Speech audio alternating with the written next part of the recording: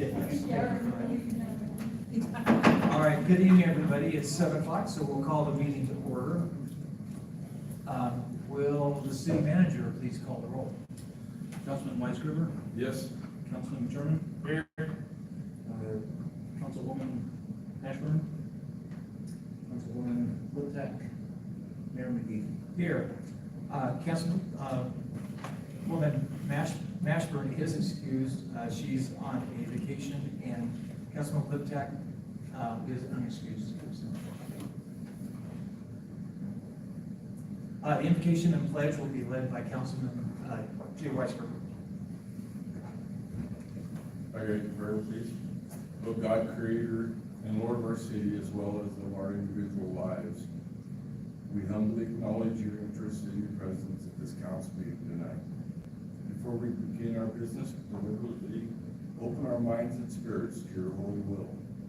Help us to be worthy of the trust the citizens of Alliance have placed in us. Guide us in each decision we make, that it might be as fair and just as it is economically sound, to the end that our community may achieve its highest potential and become all we want it to be. Amen. Please stand for prayer. I pledge allegiance to the flag of the United States of America and to the republic for which it stands, one nation, under God, indivisible, with liberty and justice for all. For the public's reference, a copy of the open meetings law has been posted on the northeast corner of this room. This posting complies with the requirements of the Nebraska legislature. First item on the agenda is the appointment of an interim city clerk. Is there a motion? Mr. Mayor, I make a motion that we appoint the city interim city clerk. Can that be the other person in line? I would like to, Ms. Amy be as interim city clerk. I second that. We have a motion and a second. Is there any discussion? Will the interim clerk, well, you can't yet. Will the city manager please call the roll? Councilman Weisgerber? Here. Yes. Councilman Sherman? Yes. Mayor McGee? Yes. Thank you. All right, the next item. Next item on tonight's agenda is the consent calendar, which includes approval of minutes, payroll, claims, and council proceedings.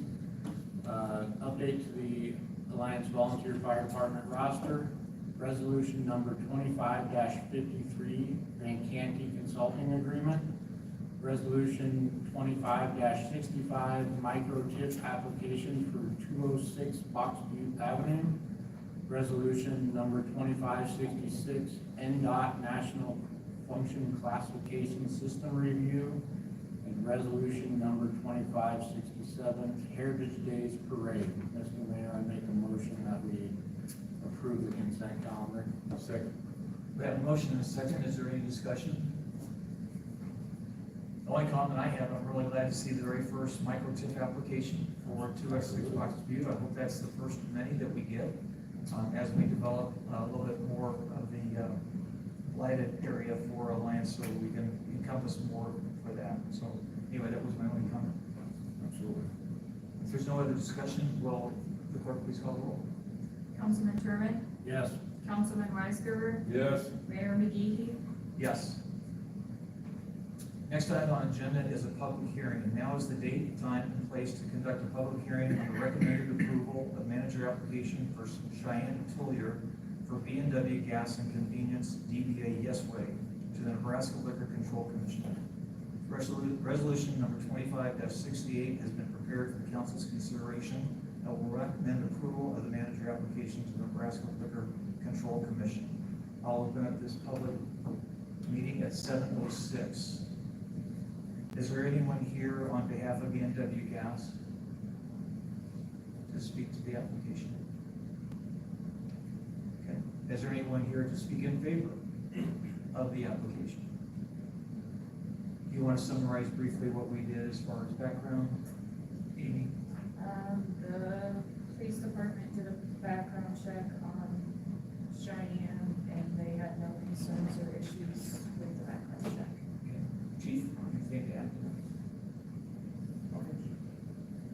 right, is there anybody here to speak opposed to the manager application?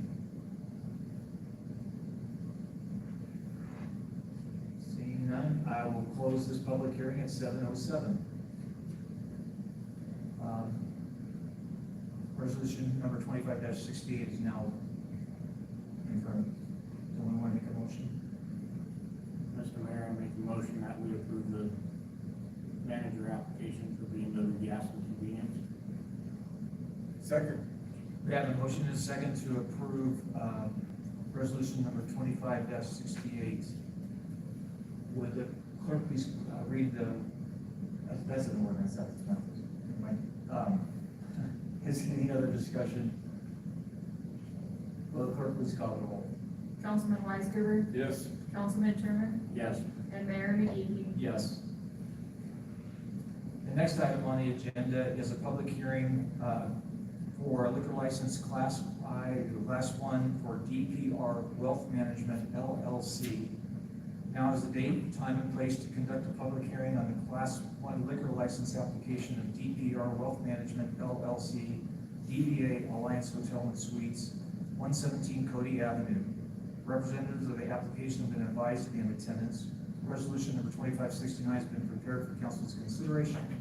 So I will open up this public hearing at 7:08. Is there a representative from DPR Wealth Management here? Yeah.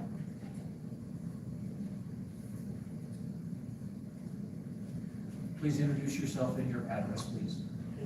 This is J. Chiluka. I'm at 117 Korea Avenue, representing Alliance Hotel Service on behalf of DPR Management. Okay. Are there any questions for Mr. Clark? What's Class I-1 mean? It's Class I. Oh, it's an Class I? I. Okay. What's Class I mean? Class I represents retailing the liquor in individual capacity. When I say individual capacity, where you can retail beer, wine, and any of RTDs as single units. So customers can just come off the street and buy liquor from you guys? No, so the liquor license we are applying is for internal gas only, Okay, so which will be to sell from my home gas. okay, thank you. On-site consumption. Yeah. On site and Marshall. John, do you have any questions for? No. Okay. All right. Any other questions? All right. Thank you very much. Mr. Mayor, I'd like to make a motion. Chief. Yeah, sorry. Is there anyone else to speak in favor of the application for DPR Wealth Management LLC? Is anyone here to speak opposed to the application? Hearing none, I'll close this public hearing at 7:10. Now, We need to insert the exhibits into the record. Oh, that's right, I'm sorry. That's right. Let me get to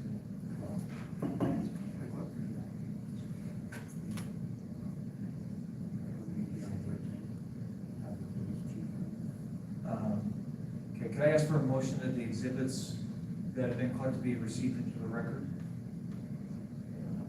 Yeah, so I've got Exhibit 1, which is the application, Exhibit 2, which is the liquor license checklist, and then Exhibit 3, which would be the background check of the owner. Okay, now you have a motion to accept those? Mr. I'd Mayor, like, go ahead. Mr. Mayor, I make a motion to accept the exhibits under 2569. Okay. Is there a second? Second. We'll have a motion and a second. And skip part of that. Do we need to go back, John? No, you're fine. So the motion was for the exhibits to be entered into the record. Right. Okay, and then take a vote on that. Okay, all right. Ms. Clerk, please call a roll. Councilman Sherman, Yes. Councilman Weisgerber, Yes, please. and Mayor McGee. Yes. Walk me through it, John. And then, if you would like the chief of police to speak, that's fine, or otherwise you can close the public hearing. Okay. Chief, do you have anything to comment? Okay, thank you. And you can close the public hearing. Okay, then we'll close the public hearing at 7:11. And now you can take action on the resolution. Okay. Sheesh. Now we need a motion to, On 2570, on 2569. Mr. Mayor, I'd like to make a motion on resolution number 2569 and accept it as it's written. Second? We have a motion and a second. Any other discussion? Would clerk please call the roll? Councilman Weisgerber, Here, yes? Councilman Turman, Yes. and Mayor McGehee. Yes. On the agenda is resolution number 25-70. It's the manager application for the liquor license that we just approved. We will need to table that as we didn't get all of the background information that we needed for the manager. So, I talked to the applicants and they're aware of that, so we'll have to just bring that back once we get that background check, so.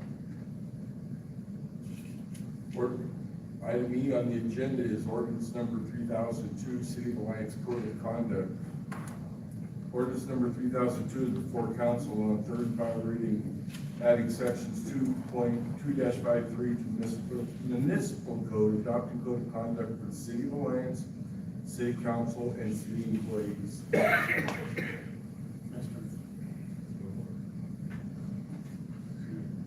What?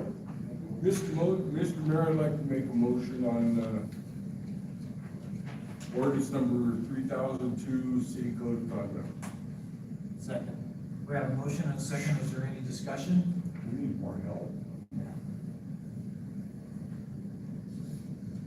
I did add in there, just for public knowledge, Yes. we talked about the VA email issue. Right. In that first one, I'll also add it to be otherwise conducting civic business fee, I want to make sure that didn't include all. Okay. That's a change. Okay, if there's no other discussion, will the clerk please call the roll? Do you want me to read the ordinance? Yeah, that might be a good idea. An ordinance of the City of Alliance, Nebraska, adding Alliance Municipal Code, section 2-53, requiring that the city council members use their city-issued email addresses when communicating with one another, adding Alliance Municipal Code, section 2-54, defining city council misconduct and providing for a process for investigating and determining whether misconduct has occurred and the consequences of such misconduct. Repealing existing provisions of the city code do not consist with this ordinance and providing an effective date. Thank you. Now I'll call the roll. Councilman Weisgerber, Yes? Councilman Turman, Yes. and Mayor McGehee. Yes. Next item on tonight's agenda is a discussion item, secondary power source engineering study presentation. Mr. Michael Wallace with Ferris Engineering will present the secondary power source engineering study to the city council.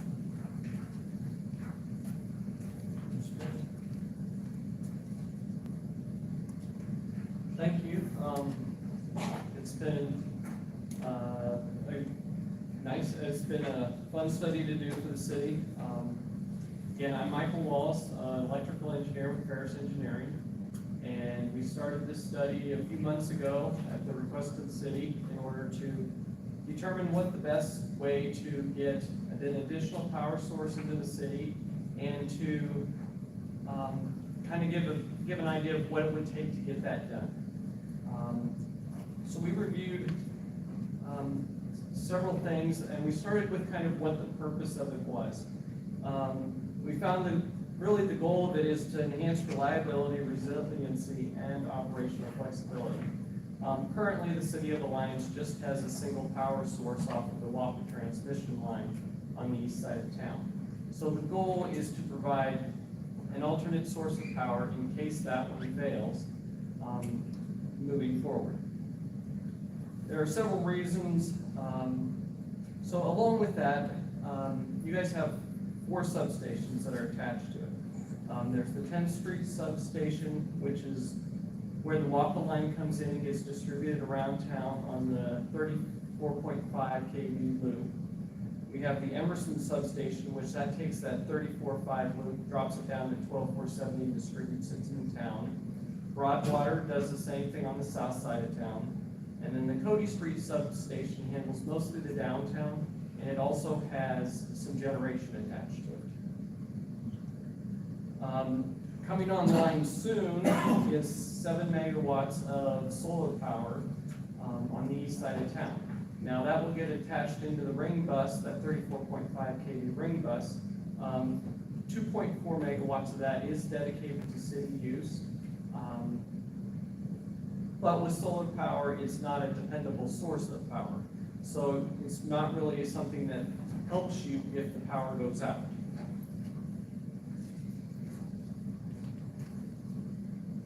So some of the risks that we identified during the study, of course, are weather related. Possibility of icing, wind, hail, snow. All of those things affect power sources and affect how well or how long it takes to recover from a power outage. Other items we looked at were equipment, the possibility of equipment damage either through terrorism or other acts.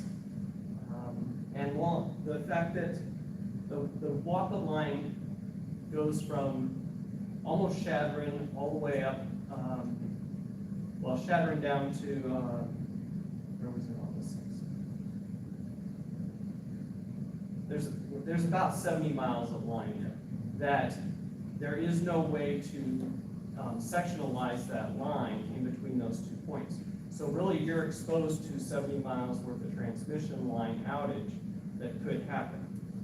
And they don't have automation on that line right now.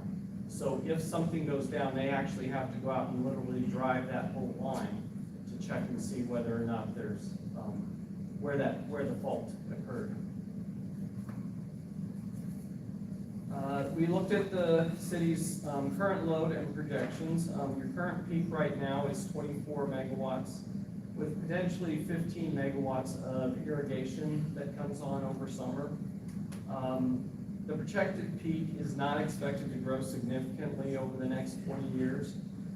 We're looking at maybe 29.1 megawatts by the time 2044 comes around.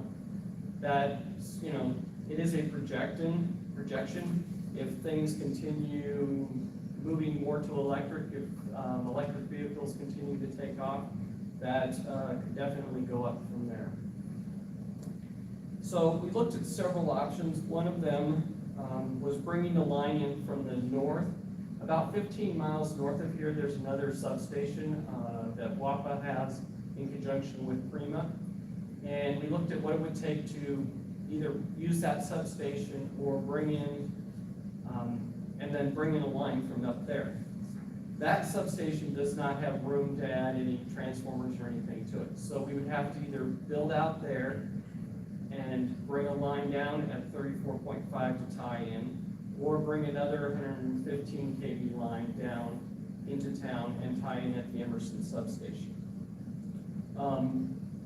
Both of those are possibilities. Our general recommendation on that would be the 115 kV line. Just because at that distance, we start to see some voltage drop issues on the 34.5 kV line. Another option we looked at along those lines with that option was that WAPA line makes a bend about 6 miles north of town. And if we set a new substation or transformer there would be some land acquisition costs and things, but it's a lot shorter distance than to run back into town. So really, if we could make something happen in that area, it would save significant costs from bringing in from the north. Bringing in those lines from the north side have a fairly low to moderate environmental impact. We're not crossing a lot of areas that would, have tree impact or wetlands areas. So from an environmental standpoint, it's pretty easy, or would be fairly simple to get the permitting and get that done. So that covers basically the two options from the north. The bigger challenge with the 115 volt line is that those are taller poles, and more visually unappealing in a lot of cases. So bringing those, we would probably have to have more community engagement and more just talking with the community in being able to sell that line to the community. But it is a less expensive, it's a slightly more expensive option, but it does save voltage drop and energy losses on those lines. We looked at a third option, since both of those lines are still on that WAPA main transmission line. We did look at the possibility of going out to Hyannis and bringing in a line from there. That's about a 60-mile line, and there is a 115 kV substation out there, so it would be possible to do that. The right-of-way exists already for a transmission line. Currently, there's a 34.5 kV transmission line that comes in, and it doesn't tie into the city, but it gets really close. There is a phase difference, phase shift on that line, so that's why it's probably never been tied in. And also just that voltage drop at 34.5 across that distance, probably it wouldn't really buy the city much. So we would need to go to the 115 kV line to actually be able to transmit the power you guys need across there. The biggest drawback we saw with that is just the distance that it has to run and the cost associated with that. The fourth option then would be to add generation in the city. We looked at basically adding it both at the Emerson substation on the north side of town and at the Broadwater substation on the south side of town. By adding it at both substations, it minimizes voltage drop and it allows a little more resiliency because you're not putting all of your generation in one place. Another benefit of this option is that it could be phased in over time. So you build the switchgear and set a generator, and then as time or money allowed, you would add generators onto that switchgear. You could do one substation, you know, over like 3, 4, or 5 years, and do the second substation over 3 or 4 or 5 years, and it would allow it to be a lot more financially viable over time. Problem with generation is there's a lot more maintenance that goes with it. So that would be one thing that you would need to budget for moving forward if you were to go that direction. We're looking at, in today's dollars, it's about $80,000 a year in maintenance, or it would be for what those types of generators would require. But also Each or total? total, that would be basically a maintenance package from like Caterpillar or somebody, or your guys could be trained on it and do it in-house. So, but it is, I mean, there's oil changes, there's filters, all that stuff that goes along with that. So there's definitely a cost associated with it. One of the benefits of that is, and we're finding this across the state, is that we're starting to run out of electricity. We don't have the generation capacity for the loads that are coming online. So having that extra generation capacity in your back pocket could be very helpful in the future, both for the city and for selling that power to either WAPA or MEAN or other utilities around that it could be transmitted to. So it also has the lowest initial cost. It has an environmental impact both from sound and emissions. Now the emissions are getting very good on generators. What you would do, whether or not we would go with diesel or natural gas, would still be determined. Emissions are a lot better with natural gas, but the cost is significantly higher. And let's see. Yeah, I think that's pretty much what I had to present for tonight. Are there any questions? Yeah, you mentioned it might be a noise issue with the generation, is that only when they're operational? Yes, that's only when they're operational. That's what I figured, I just want to make sure. Any other questions for Mr. Wallace? Chuck? You're a resident. Yeah, I don't get to play with the high voltage stuff very often, but, the option for just doing quick math, even at the cost difference between it and option one, having projected cost of $80,000 in maintenance, that buys us a lot of years of maintenance versus the next cheapest option. Yes, it does. And I posed this question to Kirby initially when we talked about this, going back to that same WAPA line. If it goes down, we're still tied to the same line.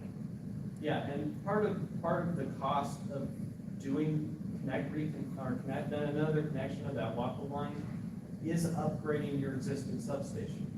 Because right now, there's no sectionalizing in it. And so if you lose that anywhere along that 70 miles, you lose it.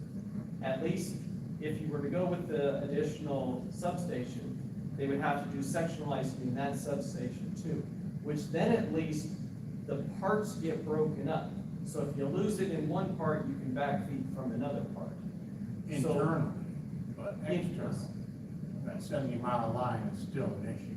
It's still an issue, but at least you can go from one direction or another. Right now, you can't go from one direction or another until they get that line back up.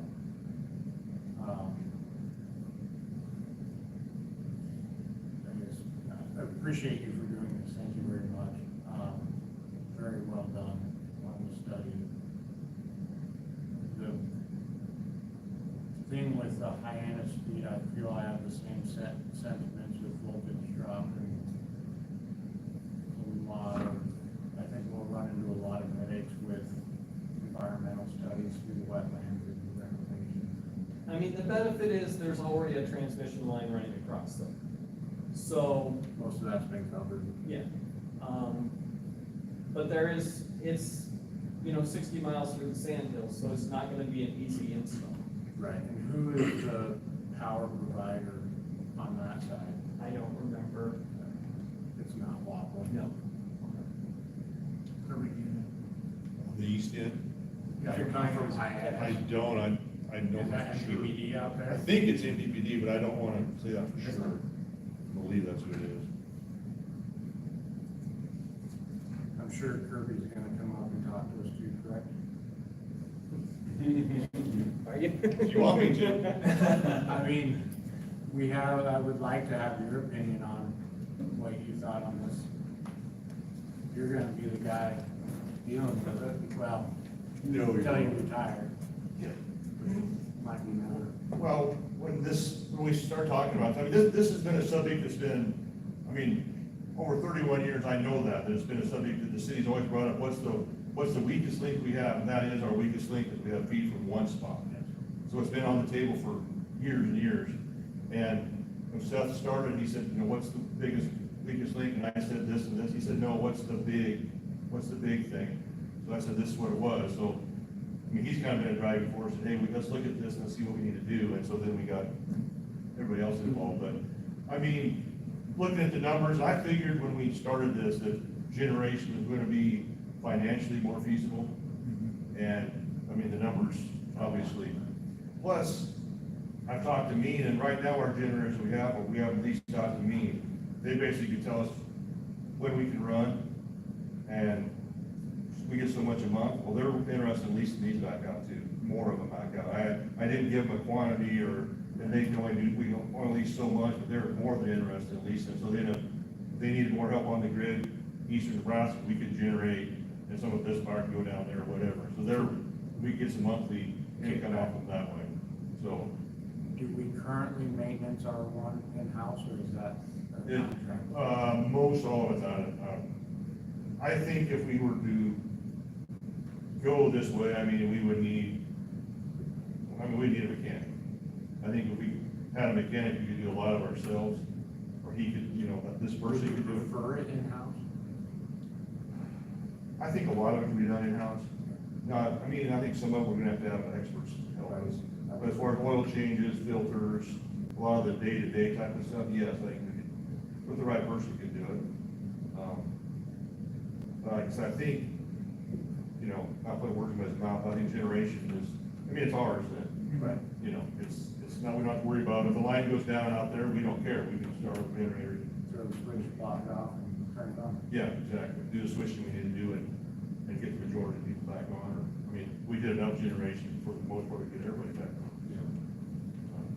And it would pretty well cover mostly everybody with what we were speculating here. Yes. Yeah, I think that would be another part of a study we probably need to do to figure out what generation need to be where, how much it need to be to make it work. But yeah, I mean, we have some voltage issues, Maria, in far extremes might have a little voltage issue, but we could work through that too. I mean, And hopefully be for a temporary period of yeah, time. yeah, exactly. Internally, is our infrastructure capable of supporting generation distribution like that? Yes. Yeah, it is. We can. I didn't know if that was factored into some of that. Well, I mean, there's new switch gear and stuff that goes along with it. Right, as far as Yeah, like but basically the lines we have right now, yes, we can do. Because most of it would be done per circuit and they're already coming out of the substation anyway, so it really wouldn't be any different than what's already there. Just the switch gear part of it would be the biggest part. and the fact that we could do it over an extended period of time Yeah, eases the blow a little bit on the taxpayer. yeah. Yeah, I think we would need to get our heads together. I mean, I would say, I have an opinion of which one we would do first, but that's my opinion. But I mean, we just, like you said, do part of one, or do one first and the other one, or however we want to do it financially. Well, I appreciate it, thank you guys. Thank you. Thank you for your hard work. Thank you.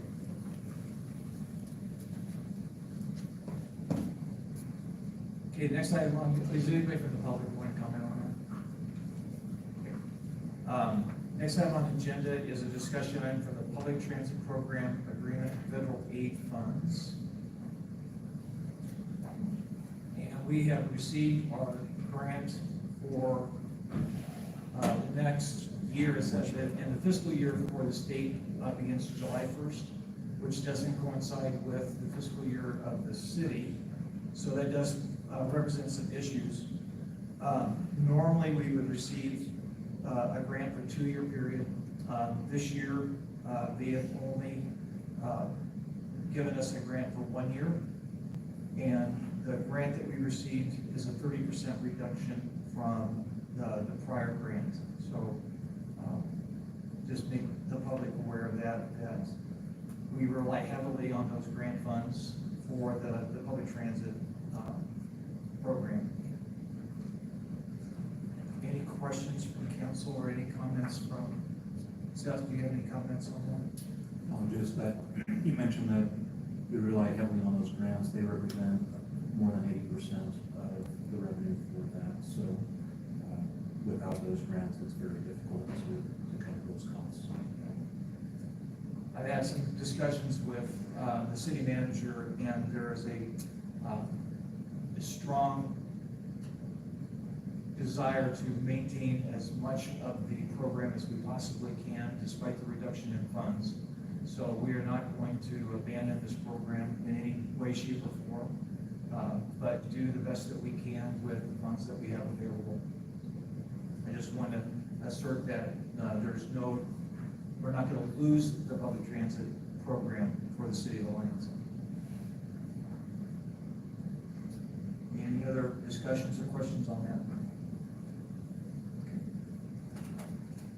Item H, board resignation, accept the resignation of Maxine Anderson from the library board. We need to make a motion on that. Mr. Mayor, I'd like to make a motion on accepting the resignation from Maxine Anderson from the library board. Second.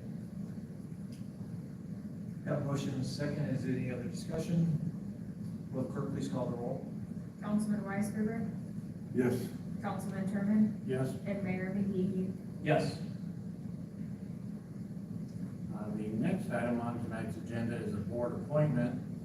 Emily Nelson submitted an application to serve on the library board with her term ending June 30th of 2027. Mr. Mayor, I'm making a motion to approve Emily Nelson to be appointed to the library board. Second. We have a motion and a second. Is there any discussion? Will the clerk please call the roll?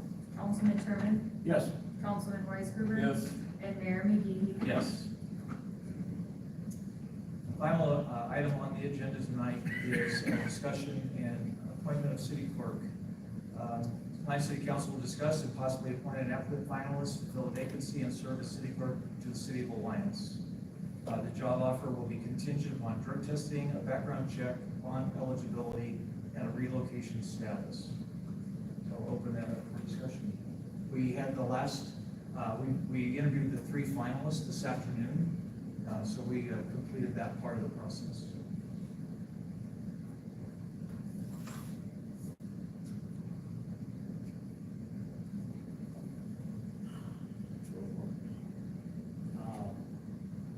We did have 18 applicants total, which is a surprisingly good number of applicants.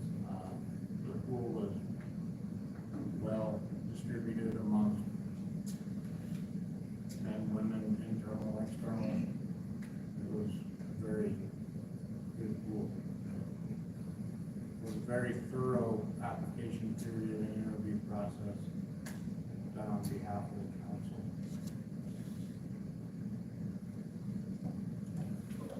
Okay. Nope.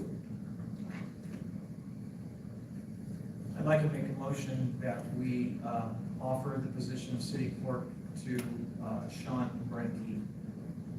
Second. We have a motion and a second. Is there any discussion? Hearing none, will the clerk please call the roll? Councilman Sherman? Yes. Councilman Weisgruber? Yes. And Mayor McGee? Yes. That is the final item on the agenda tonight, so I will adjourn the meeting. Thank you, everybody.